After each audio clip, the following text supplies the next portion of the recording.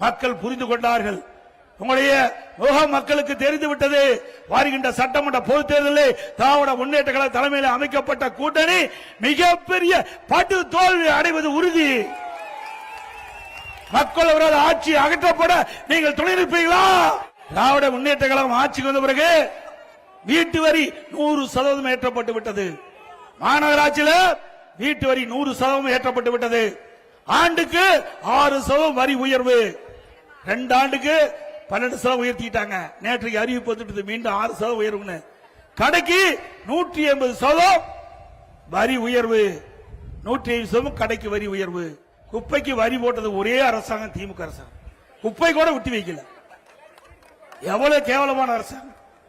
அதோட குடிநீருக்கு வரி உயர்வு, அதோட மின் கட்டண உயர்வு 52% உயர்த்திட்டாங்க. ஆண்டுக்கு 5% வரி உயர்வு, 3 வருஷத்துல 15% உயர்ந்து போச்சு.